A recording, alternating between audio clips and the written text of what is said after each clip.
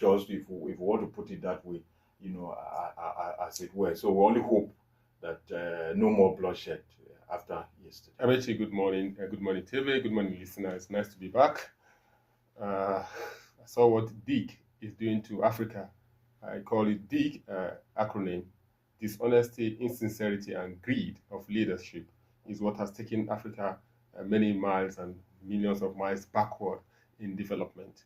And such issues that is happening in Rivers State, Amechi, shows clearly what Africans are interested in, to remain sit tight in leadership, remain sit tight in power. You went for an election and you won, and your tenure is expired, you leave. That is what the Constitution says. Amechi, what is happening in Rivers State is so painful that it started from the State Assembly, and it has moved to the local government. Now, development is suffering. This is what we talked about in the past, that the issue with Rivers State should be handled with care, so that it not snowball. And as we are talking now, Rivers State is the highest oil production state, and if some offices are not working, one of the highest. Yes, one of the highest. And if offices are not working, definitely there will be a spiral effect of that.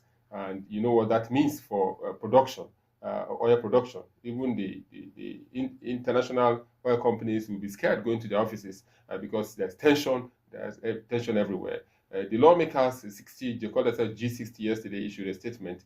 As in the Federal House of Assembly, asking the House of Representatives, led by Oguchenyere, asking the state governor to declare, to charge the lawmakers, the local government chairman for treason.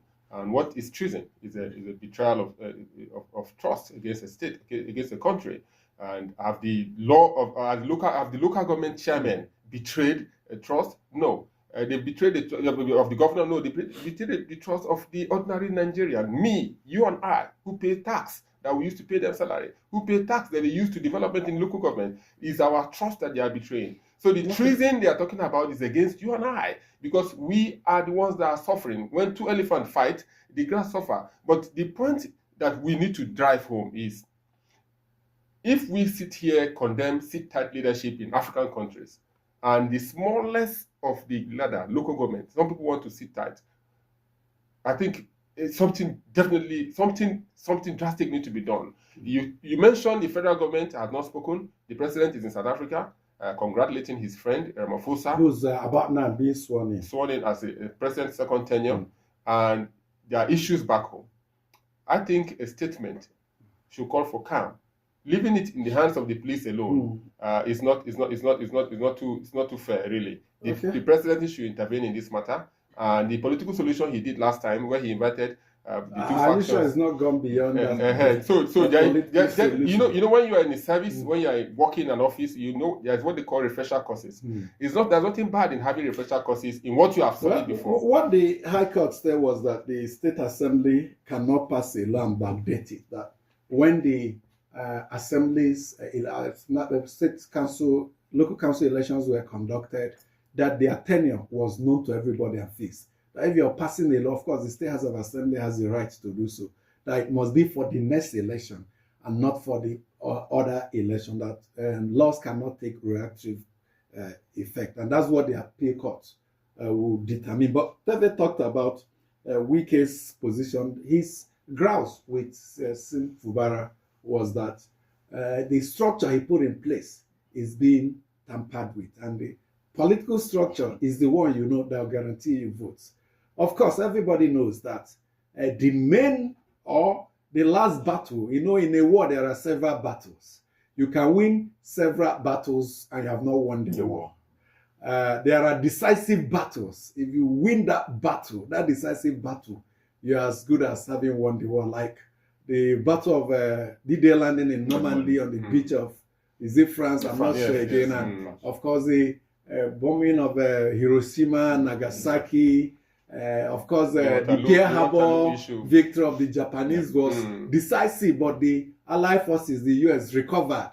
The D-Day landing, the Hiroshima, Nagasaki, the Japs, the Germans didn't recover. And so we know in Rivers State, the crucial battle that will determine this war, who wins, between Sim Fubara And Nyesom Wike is the next election in 2027. Nyesom Wike had given insinuations to that he made a mistake by recommending the governor to the people of Rivers State, and he will correct it subsequently.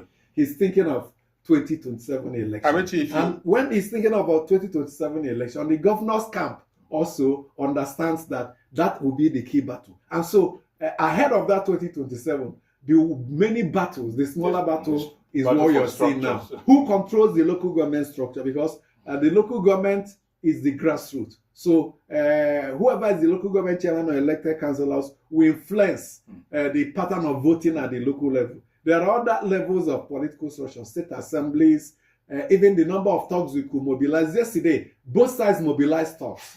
But it was like Are we certain both sides they mobilized clearly. Didn't you see their videos before yesterday? Both sides were threatening, challenging the other party. If your papa born you, show up. And so it was part of the structure is who has the capacity in Nigeria, unfortunately, who has the capacity to mobilize talks. Some people have also said part of the structure in Nigeria, who controls the security agencies clearly, and who controls even INEC, who controls the media and the narrative and all that. These are the political structures. And so when that fight over who will control the local government, you can understand there is a prelude to the main one in 2027. Indeed. Abulu mentioned the House of Assembly. Now is the local government. The next one will be the state party officials. It started already with the caretaker, and all of that. The party said there should be congresses by August or so in states that the tenure has expired for. Okay, so that is another battle that we should expect. And Rivers State is not new to this. We've seen this, especially during Amechi, when Wike was also a minister, at that time, and now we're also having the same story. Remember your friend who was the commissioner of police in Rivers State. But I'm a little pleased with, besides the non-proactive nature of the security agencies, the way and manner in which, if they take clear sides in this matter, that is where it will degenerate into bloodbath. So we hope that they will be professional. I'm happy the Commissioner of Police is saying they should respect court rulings. I hope he will also uphold what the courts are saying, because as Amechi has said, is beyond political settlement. We have said here there's a judiciary that will end, but unfortunately there are so many cases in the court. So even if they are finishing with this one, another one is coming. There are several other issues, and all of that. So the unfortunate thing is going to be protracted, maybe protracted up till 2027. But we hope that governance, not our wish anyway. That's the unfortunate thing. We hope that governance will not suffer, and the people will not suffer. They will actually see what government is delivering. I mean, some people are saying it's the issue of resource control. Some elements in Rivers State want to control the resources of the state, and that is where this clash is coming up. There's no smoke without fire, actually. And those persons that were local government chairmen, that their tenure is supposed to have expired, I think they should look at the two others that Teve mentioned that have succumbed, that have said that yes, our tenure expired, and so we are taking a walk, go to contest again if we win. It's just like the minimum wage, Amechi, that expired in April 18 is a fixed date. Everybody knows. The presidency knows. The president knows that the minimum wage of 2019 expired April 18. So a new wage is supposed to be in place right about now. So if you are going into election and your tenure is supposed to expire June 18, why sitting? You just gladly walk up to the next in command, that is the DG or the permanent secretary. Okay, my tenure has expired. Humbly. So I've said earlier on that DIG is our problem. Dishonesty, insincerity, and greed. That is why we are where we are. I mean, you go and see development out there, and you wonder, we have all the resources, yet we are still where we are. Okay, because people are development. He's living in that dream. No, I'm not. It is unfortunate that Nigeria is one of the most blessed countries in the world, and yet we are where we are. Yes. I've said before that the leaders need to lead by example. cut cost of governance. I think the local government in Rivers State, for example, I think they have too much money to play around with. That's why this fight is there. Isn't too much money? That is why the issue of local government autonomy is even scaring me at the moment. If you give local government autonomy to sort people again, I wonder where they'll be competing with states like Nasarawa State governors who don't have much resources in their coffers. The state governments are the ones controlling the local government resources. I mean, you see, we need to even look at what the amended law of the local government in Rivers State, because the court said, look, so far as those 27 members defected, that their seats, he declared the seats vacant, and that any action or decision they took after the date they defected is not void and not binding on the state. But even if you take it that is the law, what does it provide? It says the state government, the State Independent Electoral Commission should conduct elections, 3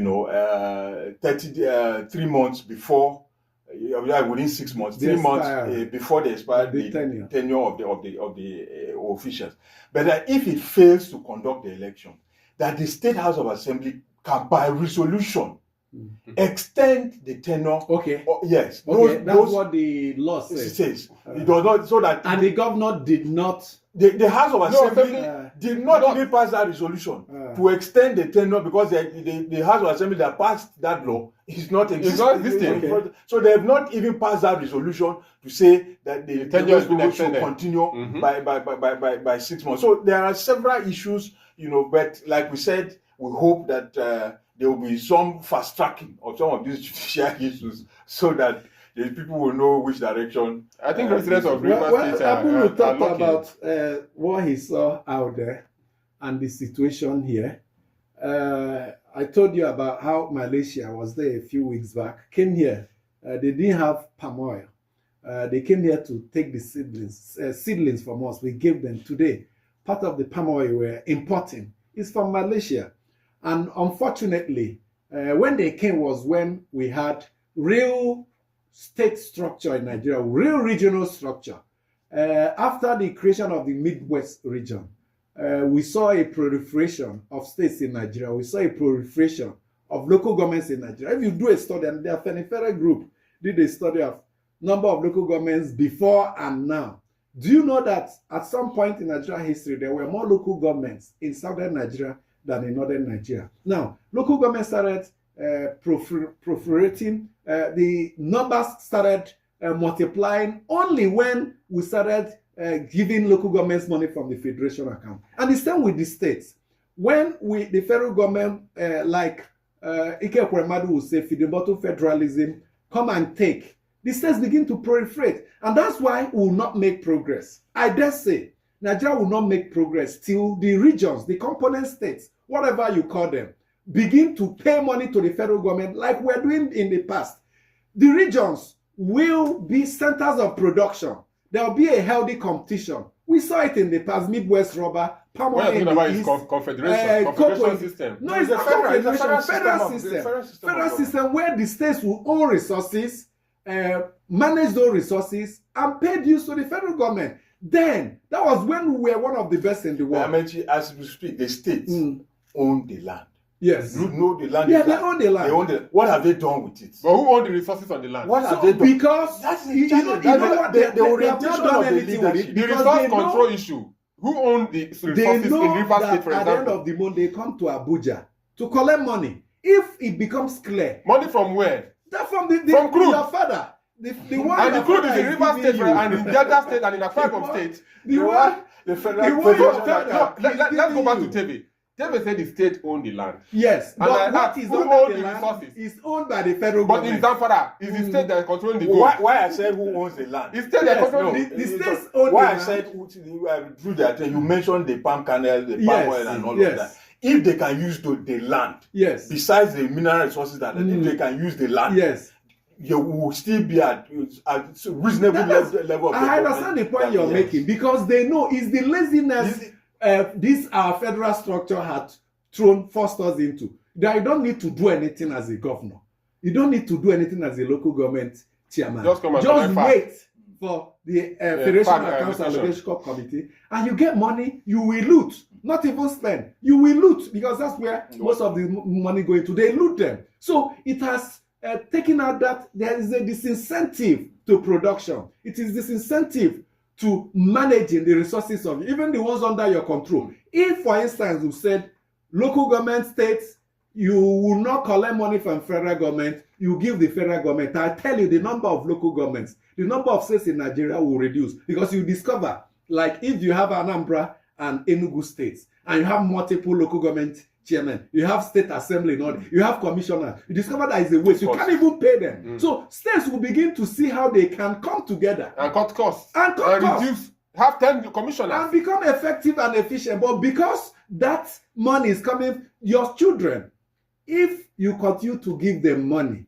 they will continue to be dependent on you till your death. And even before you die, they will start wishing you death, because they know there are something to inherit. I think so you need to set your children free. The inheritance vouchers. You need to set them free in such a way that you sit back and they'll, Daddy, do you want a new Mercedes? Do you want to go to vacation here? That's when you set them free. Will the governors allow the local government autonomy take it away from the federation account, the way and manner in which you are doing? It's about the same experience we have with the political parties. Remember, we had at some point almost 100 political parties in Nigeria when INEC was giving them subvention. By the time INEC stopped, it came down to 18. Today, nobody's talking about forming new political parties. Exactly. So let's, Abulu, let's hear from our listeners as we read the emails they have sent to us. Thank you, Amechi. Good morning and welcome to the next segment.